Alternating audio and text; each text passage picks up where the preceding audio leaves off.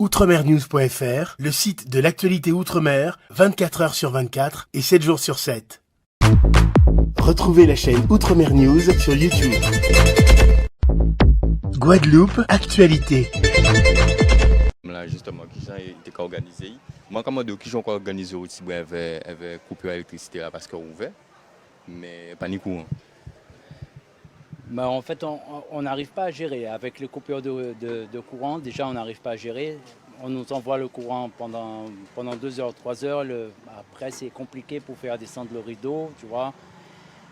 Et, le soir, après l'heure, s'il n'y a pas d'électricité, on est obligé d'attendre qu'il est pour faire mes rideaux. Voilà, et on est obligé de rester là jusqu'à, des fois, la dernière fois, on est resté jusqu'à 22h, 23h ici. Ah ouais, parce qu'il n'y a pas de courant, on ne peut rien faire, tu vois. Ah ben, je veux trop. Ok, merci. Hein. À la prochaine, Yes. pas de souci. Ok, les hommes.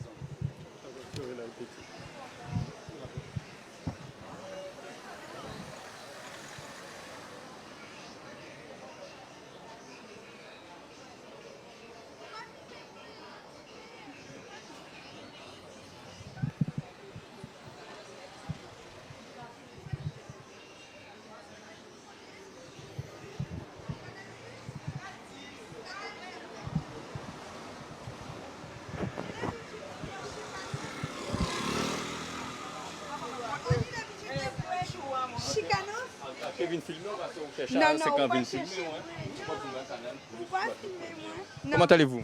Ça va très bien, merci et vous? Ça va, hein? Oui. Alors, qui sont quoi sentir vous-même avec tout ça qui a fait là? Bah moi écoute, franchement ça devient désespérant et ce qui se passe... Non, je ne veux pas être filmée, je ne veux pas... Non. Non, franchement par rapport à ce qui se passe, la situation actuelle, ça devient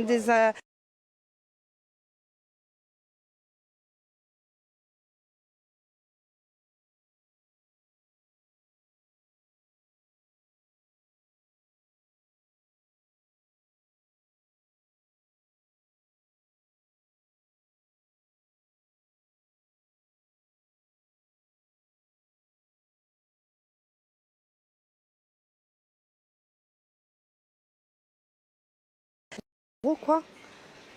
Ça devient vraiment inquiétant. Oui, vous pouvez filmer. Ça devient vraiment inquiétant. Et le problème, c'est que, voilà, est-ce que ça va continuer comme ça pendant combien de temps? Là, on voit que ça s'est passé juste à côté de chez vous. Oui. Coup sur coup, 2 bijouteries. Vous pas pris. Qu'on va penser de ça? On va dire pour le moment, c'est bon. On va dire, on va attendre, on va stresser. L'état d'esprit. Franchement, je suis un peu stressée parce qu'on a peur que, voilà, qu'ils viennent attraper notre magasin aussi. Hein, que voulez-vous? Maintenant, on sait que c'est pas fini. Parce que tant que EDF va couper l'électricité, on sait qu'on n'est pas en sécurité, on est en insécurité. Hein. Et police la cauca fait. En passant. Est-ce qu'ils vont venir sécuriser Ils sont déjà envoyés depuis le bon matin là? Comment? Ils sont envoyés depuis le bon matin? Bah oui, ils étaient là ce matin, mais est-ce qu'ils vont sécuriser ce soir? Telle est la question. Que fait le gouvernement français? Où sommes-nous? Nous sommes en Guadeloupe, État français normalement? Où sommes-nous réellement? Est-on vraiment guadeloupéens ou français, comme nous dit M. Macron? Nous sommes français. Sinon, on aurait été français. La sécurité du peuple, non? Vous n'êtes pas d'accord? Un peu de sécurité quand même. On voudrait que l'électricité soit rétablie au plus vite. C'est la première des choses qu'on souhaite. Pour que tout le monde se sente mieux. Au moins qu'ils coupent du matin jusqu'à 18h, ok, il n'y a pas de souci, ils font leur grève. Mais dans le respect et de respecter chaque personne et leurs biens. Tout simplement, c'est tout ce que j'ai à dire. Ah bah, merci beaucoup. Bah, je vous en prie, merci à vous, bon courage.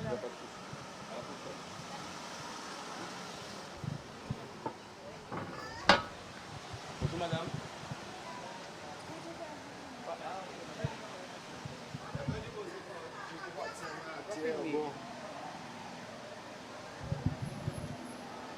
On continue, hein?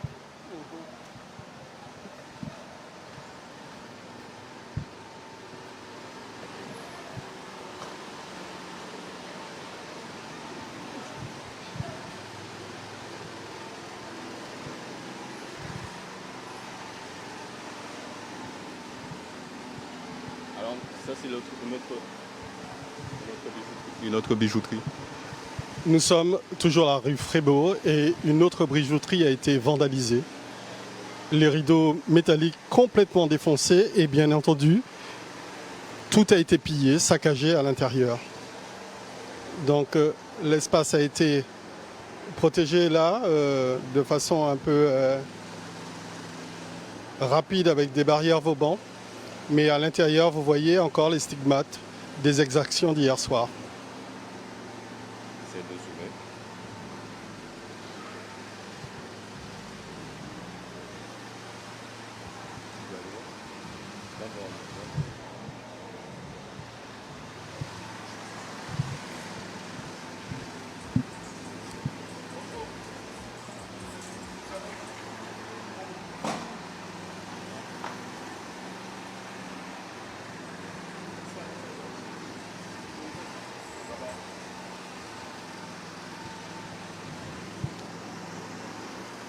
Bon, on peut comprendre hein, s'ils ne veulent pas s'exprimer parce que c'est quand même un choc. Hein.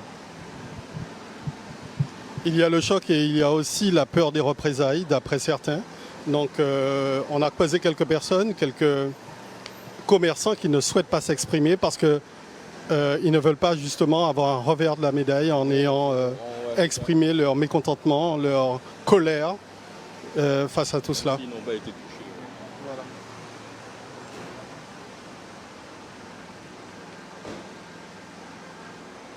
On continue.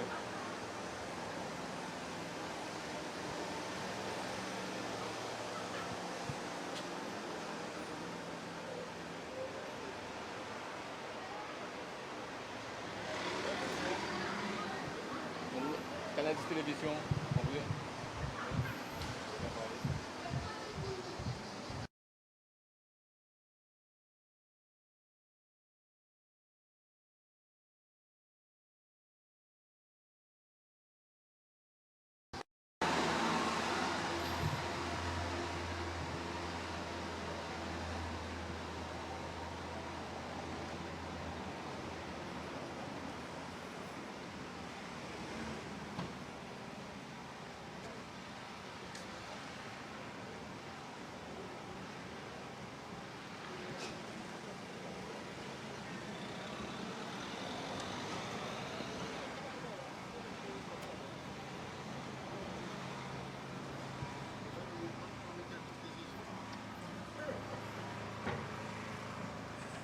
Alors, pour ceux qui n'entendent pas, il y a beaucoup de groupes électrogènes qui tournent. Hein.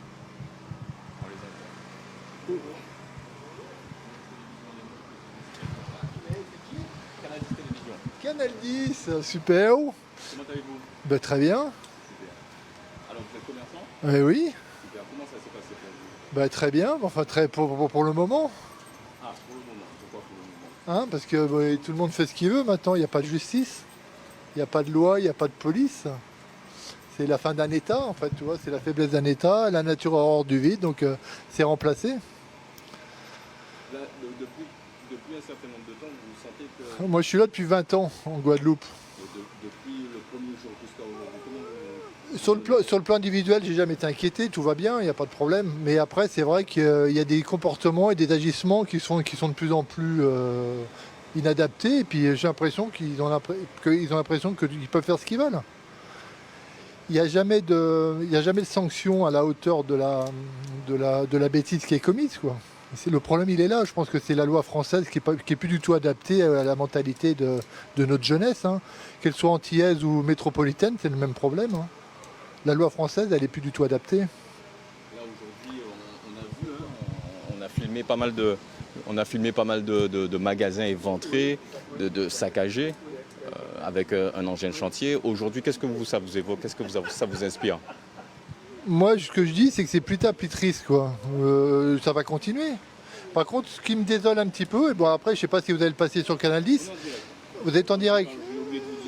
D'accord, je ne sais pas si vous allez le passer, mais en fait, on dit toujours qu'il y a des problèmes sur Pointe-à-Pitre et on met vraiment la caméra dessus, le doigt dessus.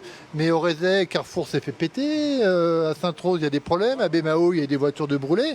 Et en fait, on dit à la population que donnez bien, braves gens, s'il n'y a qu'à Pointe-à-Pitre qu'il y a des problèmes. Et c'est certainement pas ça. C'est partout qu'il y a des problèmes. Et c'est ça la difficulté. C'est-à-dire que les gens, ça les rassure un petit peu de savoir que c'est dans un endroit donné, que c'est pas chez eux, alors qu'autour de chez eux, c'est le même problème. Alors, vous souffrez du fait de stigmatiser... Ah oui, mais totalement. Franchement, je suis à Pointe-à-Pitre depuis 20 ans et j'adore cet environnement-là. Les gens sont super sympas, le commerce puis est agréable. Mais bon, maintenant, il y a des choses qui se passent qui sont totalement inadaptées. Il faut réagir, je sais pas, il faut sanctionner.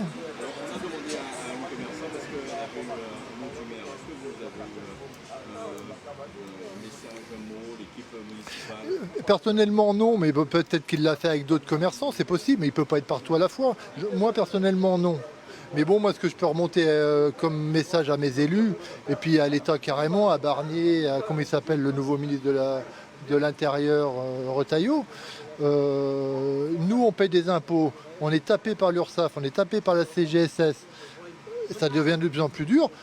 En échange, les droits régaliens doivent s'appliquer pour notre sécurité. Si nos commerces ne sont plus protégés, pourquoi voulez-vous qu'on continue à rester dans ce principe de droit républicain? Le pacte social, il est en train de voler en éclats. Et c'est sur ça qu'il faut revenir. Qu'on paye pour des choses éventuellement, mais à condition qu'en échange, on ait la sécurité pour laquelle on est en droit d'avoir. Le problème, il est là, il est majeur. Actuellement, il y a de plus en plus de gens qui veulent se tourner vers des milices, qui veulent se retourner vers faire sa loi soi-même, et à juste titre. Et plus personne ne protège personne. Un tractopelle, pardon, je vais être mal poli, un tractopelle, putain, ça roule à 20 à l'heure, vous n'allez pas me dire qu'il a le temps de se taper et défoncer les 4 magasins à Pointe-à-Pitre sans qu'il y ait des quarts de flics qui viennent, de gendarmes, qui viennent les chasser d'ici. C'est impensable. Le mec, il est en tractopelle.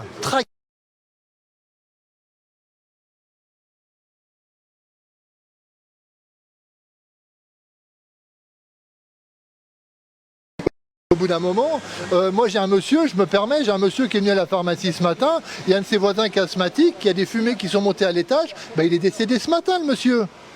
Non mais il y en a plein des comme ça, mais ça on va pas en parler. Vous pouvez en parler, c'est en direct. Non, mais voilà, mais je vous le dis, c'est en direct, peu importe, mais il y a des gens qui sont décédés aujourd'hui. Suite à tout ce qui s'est passé. Mais voilà.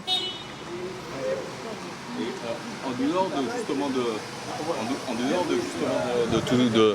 de cette insécurité, au niveau de l'électricité, comment ça se passe pour vous au niveau de votre commerce? Moi, l'électricité, elle revient, elle repart. C'est sûr qu'au niveau de tous les composants électroniques, des ordinateurs, ça va les flinguer. C'est sûr. Moi, je pense à une chose. Ce qu'il faudrait, c'est que tous les habitants de l'île prennent toute la bouffe qui a été congelée, décongelée, qui est usée, qui viennent sur toutes les places de mairie de la Guadeloupe et qui posent toute la nourriture qui a été avariée. Il faut arrêter. Il faut arrêter avec EDF, il faut arrêter. EDF, je suis désolé, c'est un droit public d'avoir l'électricité. La bêtise qui vient d'être faite, c'est pas normal, ça doit être puni, mais sévèrement. Il y a des gens qui sont morts pour des papiers de salaire qui soi-disant sont pas régularisés. Il y a des gens qui sont morts. Bon moi je suis désolé, c'est de l'infantilisme. Bon, après je veux pas me faire des ennemis ou quoi que ce soit. Je peux comprendre, chacun défend son beefsteak. Je peux comprendre qu'ils aient des droits à faire respecter, mais les conséquences de leurs agissements ne doivent pas être aussi graves que ceci. C'est pas possible. Je vous remercie beaucoup. Ça va, c'est bon? Merci, très bien. C'est correct. Non, mais bon, voilà. Moi, franchement, je suis en Guadeloupe. C'est le meilleur endroit. C'est le meilleur endroit de vie. C'est bigarré, on se parle.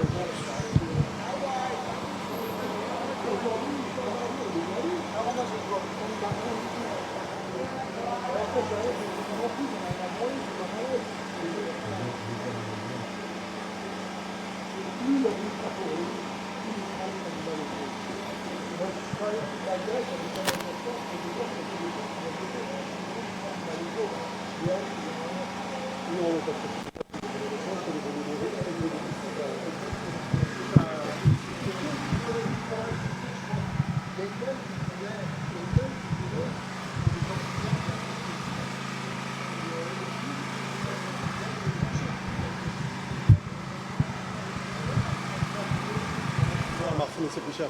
Ouais, non mais il faut vraiment faire un Mais tout ça, ça a été fait. Non mais après, on peut en parler. Ouais, Mais on peut tout ça, en ça a parler été fait. Mais, Les reportages, oui, mais par c'est exemple, pour ça qu'il y a l'événement en Martinique. ouais, Ils ont dénoncé ça, mais ça a été dénoncé plusieurs fois. Il y a eu le rapport de M. Ajar, qui est un des députés martiniquais, un ancien député martiniquais, qui a dénoncé ça il y a déjà 2 ans. en Guyane, mais un produit de consommation, c'est 3 fois moins cher, quoi. Donc non mais moi, ça me va, franchement, ça me va. Mon problème, c'est que toi, franchement, moi, je suis pied franchement, moi, je le prends encore et je paye bien les mecs.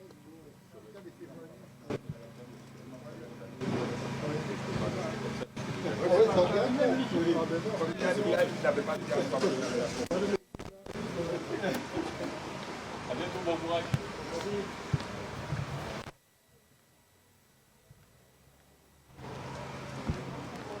Attends le ras de bol. Et ils ont le display et le même. Monsieur Boncourt, à la télévision, comment allez-vous?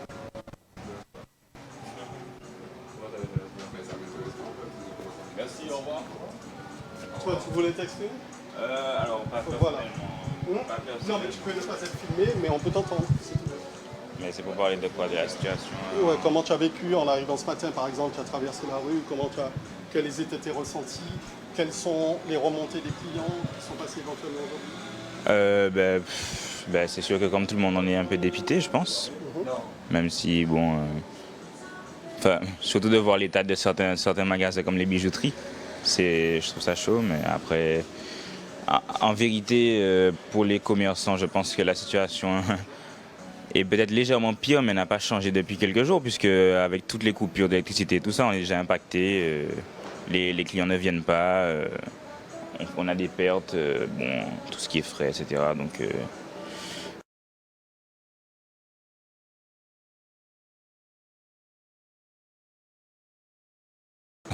on fait avec, même si c'est fatigant.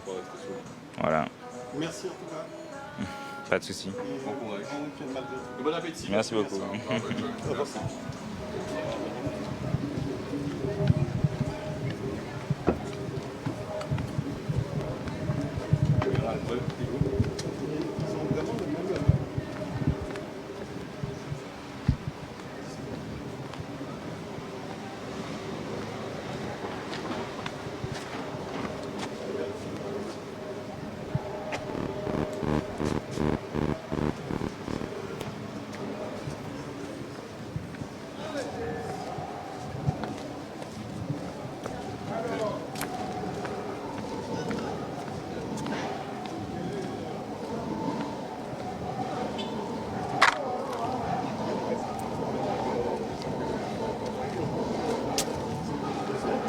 Bonsoir monsieur. Il y a eu un média. L'analyse, je suis une de vos collègues. C'est vrai? Ouais. Je suis l'ancienne homonyme de Motunde. Je travaille aussi avec Medicam. Je suis Fondation Rosa Parks West Indies. Madame Eba Ranzoli, a.k.a. la nièce de Joe Dalton, Fédération centrafricaine de Taekwondo, qui finance la Fédération de Taekwondo guadeloupéenne indépendante. Merci Pascal Gentil. Et aujourd'hui d'ailleurs, je suis avec monsieur Patrick Nerini pour Nouayo, drapeau blanc. Avec Tonton Zoro, ma fondation s'occupe de tout ce qui est notre patrimoine afro-caribéen immatériel, c'est-à-dire notre patrimoine afro-caribéen vivant, c'est-à-dire économie, électricité propre. Électricité, on va parler. Électricité, alors, je vous dis. Qu'est-ce que vous pensez? Alors moi j'en ai parlé, je suis aussi journaliste et chroniqueuse pour AIS, Anti-Information, Sport, Santé, Environnement. Justement, qu'est-ce que vous pensez Je pense que c'est une grande claque, un autre mépris. Je peux parler tranquillement? Bon, ben on va bien parler alors. Je l'ai documenté sur ma page puisque maintenant Facebook me paye pour dire ce qui se passe en Guadeloupe. Je trouve que c'est une insulte aux citoyens puisqu'on est dans un département, on va dire, puisque moi j'étais à New York quand il y avait le blackout en l'an 2000 et le maire de la ville de New York avait été renvoyé suite à ça. Et je tiens à rappeler que la ville de New York, c'est des millions de PIB. Par jour, donc c'était normal qu'il se soit viré. En ce qui concerne l'énergie, énergie. J'estime que c'est un mépris par rapport à la population guadeloupéenne qui non seulement doit se battre pour de l'eau où il y a du caca dedans et du chlordécone dedans, mais avec des institutions maintenant, elle n'a plus le droit d'avoir l'électricité, alors qu'il y a de l'électricité au soleil tous les jours en Guadeloupe. C'est ensoleillé du matin jusqu'au soir, 365 jours par année. Nous avons un monsieur qui s'appelle Gérard Bougré, qui est un spécialiste, un des premiers ingénieurs qui a découvert la géothermie en 1987. La géothermie, il a fait ses recherches, il a découvert, il a financé ses histoires. Et par contre, on n'en parle pas de Gérard Bougré. On a essayé de le récupérer. Oui, Lana, je suis en interview. D'ailleurs, on va parler de toi juste après. Oui. J'arrive, Lana. Lana, j'arrive, je fais mon interview. Donc là, je parle de l'électricité. Autant que je peux parler de l'agriculture, de la vie chère, puisque on va se contenter sur l'électricité. Alors, l'électricité. En fait, ce qui amène un peu tapis, c'est l'électricité qui a été... Oui, l'électricité, mais... qui s'est passé justement chez les commerçants. Oui, ah ben ça se passe depuis 2 mois parce que moi j'ai fait mes enquêtes, j'en parlais d'ailleurs avec M. Nerini. Hier, je ne suis pas restée, excusez-moi, excusez-moi, j'ai dansé le cadre. Pendant ce temps, on te pose la question. Oui. Alors, tes ressentis? Mon ressenti concernant ce qui s'est passé hier soir, voilà. Disons que ça s'est quand même passé en même moment. Donc peut-être on peut se poser la question. Puis, deuxièmement, pourquoi des entreprises guadeloupéennes à chaque fois Super U, La Chou, etc. Pourquoi à chaque fois des entreprises guadeloupéennes? Ça me tue, ça me travaille l'esprit. Et j'ai besoin d'avoir l'explication à ça parce qu'on est sur des questions de vie chère. Pourquoi c'est à chaque fois des petites entreprises guadeloupéennes? Super U, ce sont des gens qui c'est pas évident pour eux, c'est la famille Clairville en fait. C'est pas facile pour eux. Par rapport à par rapport à ce que c'est très important qu'on parle de cette situation avec ce que M. Henri Joseph avait prédigamenté pendant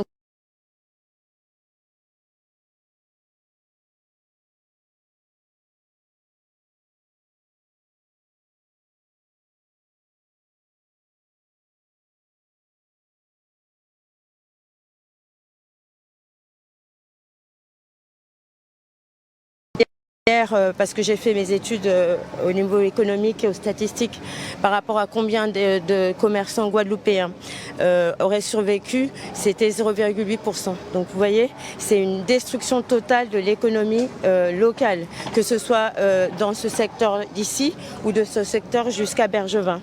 J'ai été même jusqu'à Lorécisque et jusqu'à Grand Camp. Okay, j'ai fait cette étude de à peu près 14h jusqu'à 21h. Okay, jusqu'à peu près la fermeture des magasins. Je vais revenir sur cette histoire très importante de Bougré. Je voudrais dire que quand vous ne laissez pas Bougré investir, qu'on investisse en lui, qu'on lui ouvre ses laboratoires, si on donne 1 euro chacun, pour ça on n'a plus de problème d'électricité. J'ai fait un reportage sur mon Instagram par rapport à des fleuristes, l'industrie florale qui est une industrie qui rapporte à peu près 35% du PIB dans une commune, ce qui est pas mal, et qui est guadeloupéenne, des entrepreneurs guadeloupéens. La femme a été obligée d'acheter des glaçons, mais où acheter des glaçons quand il n'y a pas d'électricité? Donc non seulement elle perd de la marchandise, mais elle investit de l'argent qu'elle n'a pas, parce qu'elle n'a pas le droit à des aides post-Covid, pré-Covid, peu importe. Donc c'est au niveau économique, c'est vraiment un abattement, un acharnement sur le développement économique et le développement énergétique en Guadeloupe. J'aimerais insister sur le fait que nous avons des professeurs qui arrivent dès l'étranger pour enseigner à nos enfants l'électricité, alors que l'électricité nouvelle, l'électricité propre, c'est l'électricité qui existe déjà ici. Nous avons des usines à bouillante qu'on a vendues pour $1, mais c'est pas grave parce qu'on est déjà aussi avec l'intelligence artificielle, l'électro-agriculture, etc. La dépollution aussi est une sorte la dépollution du littoral peut générer de l'électricité aussi. Okay, Bougré, il en a parlé, il faudrait peut-être l'enseigner dans les écoles, on ferait aussi des économies sur ça. Si chacun des concitoyens guadeloupéens, ils prennent un module de temps de hertz, de watts, qui met ça dehors et que quand on lui coupe l'électricité, parce que vous êtes Guadeloupéen, pour vous c'est devenu normal. Mais quand vous venez de l'extérieur, moi personnellement, je préfère qu'on ait nos électricités et qu'on finance avec le frère Bougré, Gérard Bougré, et qu'on investisse dans les foyers à Boisbert du Lamentin où les jeunes se violent. Les jeunes gamins qui sont placés par l'ASE, qui se violent, monsieur, bah oui, alors que l'électricité, la part énergétique qui nous est volée, elle n'est pas investie dans l'éducation qu'on a besoin pour nos enfants, les structures scolaires, vous savez, les soutiens scolaires, etc. Donc tout a une incidence, tout ce qui est énergétique au niveau électrique. Moi j'ai trouvé ça bien qu'il y ait eu ce blackout, parce que black n'est jamais out. J'ai trouvé que ça, c'était un éveil pour nous de dire Gérard Bougré, où vous êtes. Les politiques essaient de s'emparer du monsieur. Le monsieur, il veut juste faire ses recherches et faire son laboratoire. On va couper court à M. Bougré. Mais c'est quand même lui qui est... C'est comme lui qui est... En Europe, c'est quand même lui qui est le spécialiste qui a des licences pour qu'on puisse générer de l'énergie propre et gratuite. C'est-à-dire que vous, en général, quand vous allez prendre votre électricité, ça va vous apporter de l'argent. Donc pour des petits budgets, ça peut faire du beurre dans les épinards. Et en plus, pour les petits business qui, comme sur Pointe-à-Pitre, qu'on a vu hier, où il y a eu des centaines de kilos de viande jetée, vous imaginez bien, on aurait pu faire des choses avec ça. Merci beaucoup. Voilà. C'est moi qui vous remercie, Fondation Rosa Parks West Indies. Et c'était pour l'anniversaire de Nala, spirituel de Monsieur Vélo, un grand joueur de cartes de l'Afro-Caraïbe. Ça, c'est aussi notre partie de notre patrimoine. Merci beaucoup.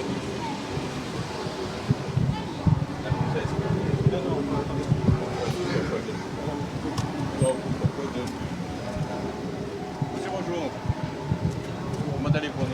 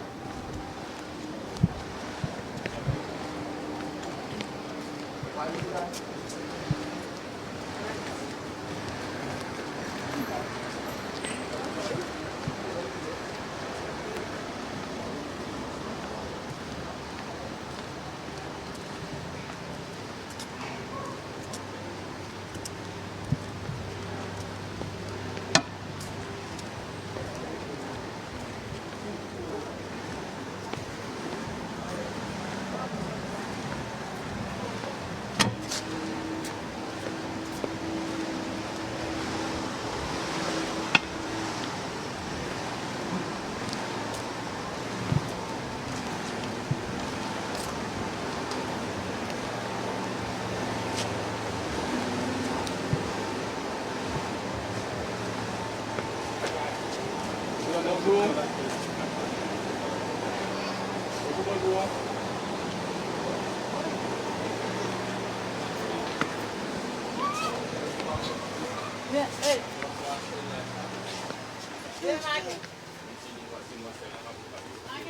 C'est quelle chaîne?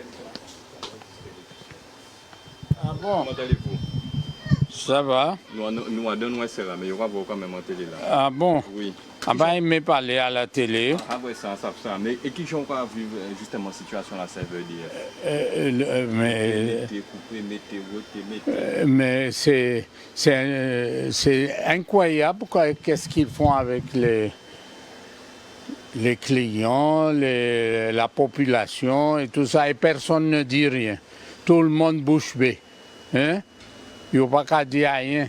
Si on voulait faire une manifestation, qu'ils la fassent au sein de l'EDF, mais pas sanctionner. Regardez en face comment ils ont pété les magasins. Tout à fait, mais justement, hein? Qu'est-ce que ça vous évoque tout ça? Mais ça s'évoque qu'on est en période de paix, mais c'est la guerre. Hein? En période de paix. C'est incroyable ça. On n'a jamais vu ça en Guadeloupe. Ça fait combien de temps que vous êtes là justement? 55 ans. Et en 55 ans, c'est la première fois qu'on voit. Première fois qu'on voit à niveau là ça. À niveau là ça. Comment ils viennent avec des pelles, des trucs comme ça, ils pètent les trucs comme ça et on les laisse faire. On a décrété, ils ont dit couvre-feu et il n'y a pas aucun policier, aucun gendarme qui était là pour assurer la sécurité de la population. Hein? Moi, je ne comprends plus rien. Même le préfet, on n'a jamais vu sa tête à la télé. Hein? Il faut rien dire rien. Qu'est-ce que c'est que ça? On nous laisse sur compte. Est-ce que vous appréhendez des exactions encore ce week-end? Est-ce que vous êtes en panique là par rapport à votre magasin? Je ne sais pas, la Guadeloupe devient invivable. Pas de l'eau, pas d'électricité, pas de tout. Il manque de tout. Machin. Et pourquoi on laisse faire comme ça? Même il y a des responsables, des élus. Où sont ces élus-là? Personne ne dit rien. Hein? Dès que quelqu'un parle la vérité, il est zigouillé. Oui. On continue par là-bas. Voilà. Merci. En tout cas, merci. Bon courage. Merci. Et très fort.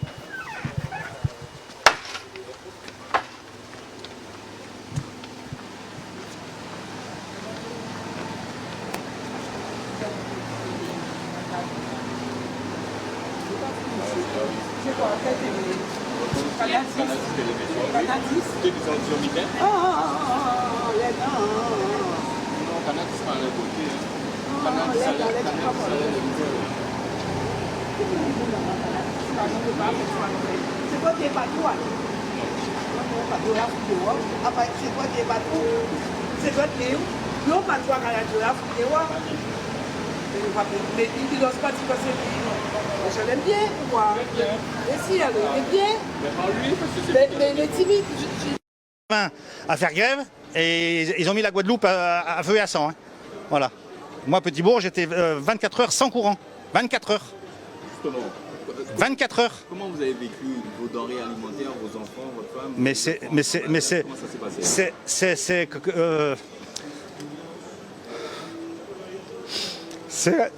Excusez-moi. C'est impensable. Il y a des petits artisans, il y a des bouchers. Il y a des bouchers qu'il faut qu'ils jettent leur viande. C'est impressionnant. Il n'y a pas de mots. Pour 20 cons qui gagnent une fortune, excusez-moi du mot, hein, parce que c'est pour ça, arrêtez votre caméra. 20 connards qui font grève, qui bloquent la Guadeloupe. Ça tourne, mais je vous filme pas. Voilà. Les mecs, ils gagnent plus que vous et moi. Voiture de fonction, 13e mois, les primes d'habillement, des congés payés que personne d'autre a, et ils n'ont pas assez, ils veulent encore. Et ils bloquent les petits artisans, les boulangers, les cuisiniers, c'est impensable, c'est impensable. Ces mecs-là, ils devraient être en prison. Ils devraient être en prison, parce que c'est des terroristes, ils devraient être en prison. Merci beaucoup. Voilà. On sent qu'il y a de l'émotion, donc on va... Oui. Bon. On va vous laisser. En tout cas, merci beaucoup. De rien, merci. Bon courage à vous et ok. bonne fin de journée. Merci. Voilà, on sent l'émotion. On continue à déambuler.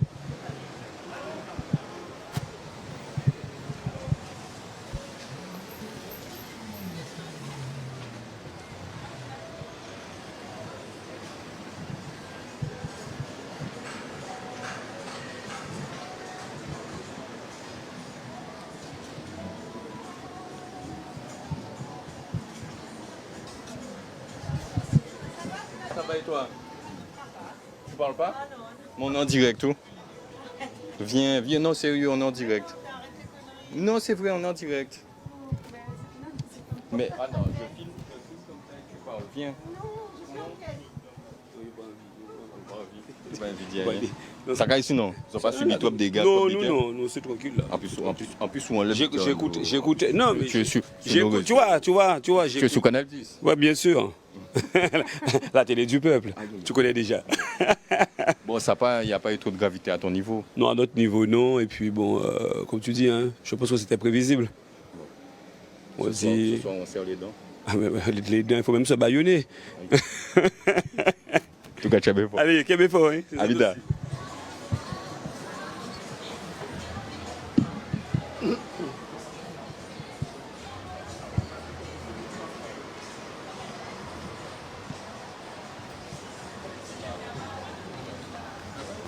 Non, Joe. Bonjour. Bonjour. Non, merci. Personne ne veut pas? Non, merci. Ok.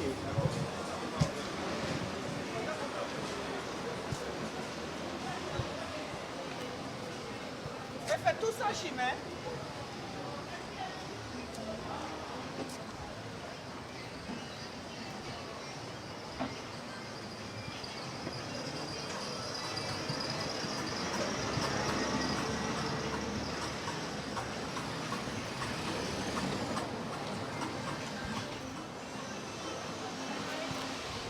Bonjour, comment vas-tu? Je parle pas. Attends, mon cousin, il sort, il va parler. C'est vrai? Oui. Non, pas lui, l'autre. Hein? Non, c'est pas genre. Ah, ils se ressemblent, mais c'est pas lui.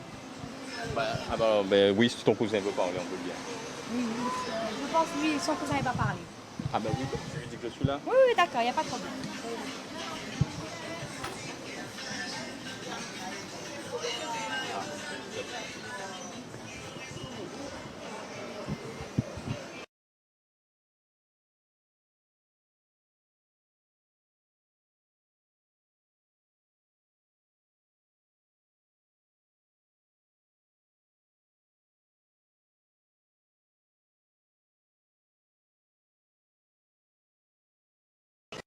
Écoutez, monsieur, ça ne va pas. Ça va très difficilement. Aujourd'hui, nous sommes, parce que je n'ai même pas dit nous sommes à la 18 carats, la bijouterie Vénuto, le 18 carats. Ce qui s'est passé hier soir est révoltant. C'est révoltant pour plusieurs raisons. D'abord parce que c'était prévisible. Il y avait un blackout général. Vous mettez un blackout général, vous mettez un couvre-feu et vous ne sécurisez pas la ville. C'est irresponsable. Parce qu'en novembre 2021, on aurait pu penser qu'on ne savait pas, mais là, tout le monde savait. Tout le monde savait que depuis plusieurs jours, la tension montait. Il y avait eu des départs d'incendie un peu partout à Pointe-à-Pitre. La veille au soir, il y avait eu des départs d'incendie. Je constate une chose, monsieur, c'est que les personnes et les biens n'ont pas le même traitement en matière sécuritaire selon l'endroit où ils se trouvent sur le territoire de la Guadeloupe. Quand il s'agit de Jarry, tout est sécurisé. Quand il s'agit des grands groupes, tout est sécurisé. Mais quand il s'agit de Pointe-à-Pitre, nous sommes toujours et encore livrés à nous-mêmes. Ce n'est pas la première fois que ça arrive et on ne peut pas dire qu'on ne savait pas. Tout le monde savait. Et d'ailleurs, lorsque le couvre-feu s'est terminé et que j'ai pu descendre, eh bien, pour venir en ville, ils ont barré des tronçons de la rue Frébeau. Donc on s'est barré, on sait sécuriser des tronçons, on sait sécuriser la ville quand on veut le faire. Je souhaiterais quand même dire que c'est un tractopelle qui roule à 2 km/h qui a éventré nos outils de travail, ce qui veut dire qu'il était arrêtable à n'importe quel moment. Il y avait une 60aine de personnes qui ont commis ces exactions. Ce n'était pas 500 personnes, ce n'était pas 1000 personnes. Par conséquent, je considère que nous sommes livrés à nous-mêmes et je demande le même niveau d'égalité sécuritaire qu'ailleurs. Que les autres endroits soient sécurisés, tant mieux pour eux. Ce n'est pas ce que je décris.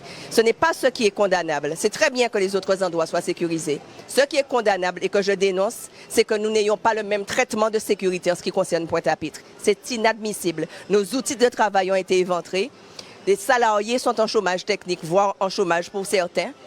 Ce n'est pas normal parce que nous payons les mêmes impôts à Pointe-à-Pitre qu'ailleurs. Et peut-être plus parce que les grands groupes font beaucoup de gymnastique pour payer le moins d'impôts possible. Donc c'est encore et toujours Pointe-à-Pitre qui paye le prix fort et je dénonce ça. Là aujourd'hui on voit que votre magasin est éventré. On est passé au magasin de téléphone juste un peu en amont, à côté de McDonald's, où il nous disait justement que c'était un petit engin de chantier qui avait fait ça. Là, aujourd'hui, vous pouvez estimer à peu près à combien vos pertes et tout ce qui s'est passé On ne peut pas estimer pour l'instant parce que les experts se succèdent, les constats se succèdent et nous attendons le rapport. On ne peut pas chiffrer ça, mais ce que je voudrais dire, c'est que ce n'est pas seulement des dégâts matériels. Et je voudrais dire à ceux qui disent, de toute façon, c'est Mouna ça assuré, donc c'est pas des Mouna pleines. Les assurances ne remboursent pas comme ça les gens, et vous savez. D'abord, ça prend beaucoup de temps et beaucoup d'expertise. Mais entre-temps, il faut ouvrir, il faut continuer à travailler. Les gens, il faut vivre. Les gens qui travaillent dans vos entreprises aussi, ils ont des familles à nourrir. Donc, c'est pas ces Mouna ça assuré, et de toute façon, pas ni problème. Ça, c'est un raccourci trop facile, premièrement. Et deuxièmement, monsieur, je voudrais dire que les dégâts sont aussi psychologiques. Parce que quand vous sentez que vous êtes livré à vous-même et que vous n'êtes pas sécurisé, c'est parfaitement anormal. Nous payons des impôts pour ça. Nous avons des droits, nous avons des devoirs, nous avons des responsabilités, nous avons aussi des droits. Et parmi ces droits-là, nous avons le droit de vivre en sécurité.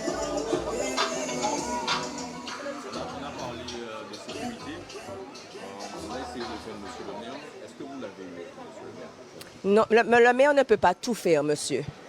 Le maire peut faire une partie, le maire ne peut pas tout faire. Où est l'État? La sécurité, ça relève aussi de volonté politique. Où étaient les forces de l'ordre? Cet engin s'est baladé à Pointe-à-Pitre à 2 km/h. Tout n'est pas le maire, monsieur. Oui, le maire, c'est le premier magistrat de la ville, bien sûr, tout le monde sait ça.